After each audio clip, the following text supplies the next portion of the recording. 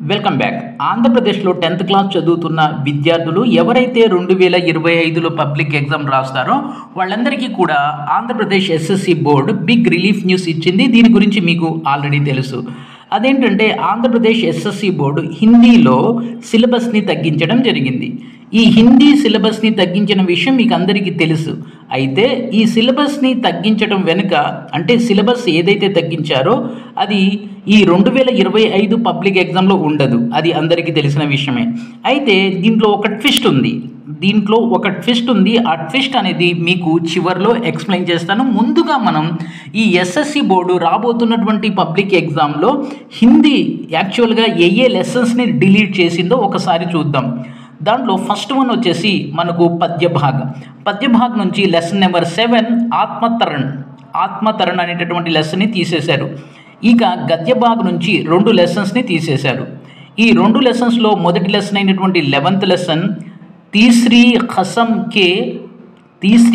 के वर्षूल प्रकाश शैलेंद्र तीसरी खसम के వసూల్ ప్రకాష్ శైలేంద్ర.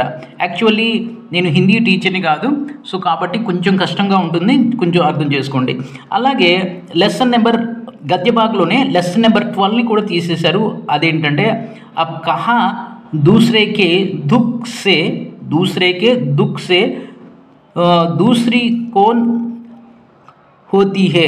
ఇంకోసారి చెప్తాను. अब कहाँ दूसरे के दुख से दुखी होने वाली ఇది अब कहाँ दूसरी के दुख से दुखी होने वाली ఇది ఈ 2 అంటే 11th and 12th lessons Hindi నుంచి గద్యభాగ్ నుంచి తీసేశారు. పద్యభాగ్ నుంచి 7th లెసన్ తీశారు. ఇక ఉపవాచక్ నుంచి 3rd లెసన్ టోపీ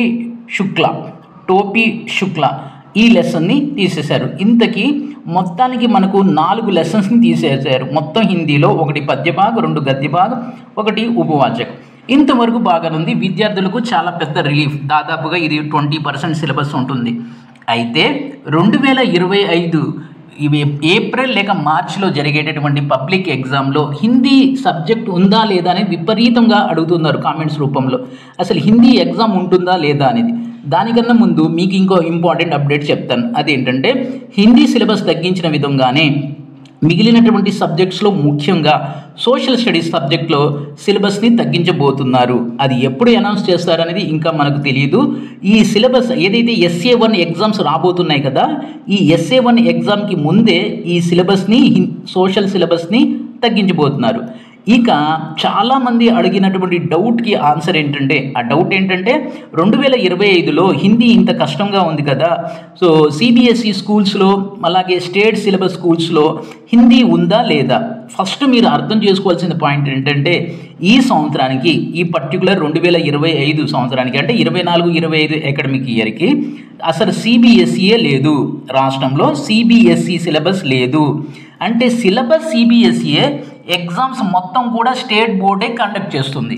సిలబస్ ఒకటే, ఎగ్జామ్ మాత్రమే స్టేట్ బోర్డు అంటే ఎస్ఎస్సి బోర్డు కండక్ట్ చేస్తుంది.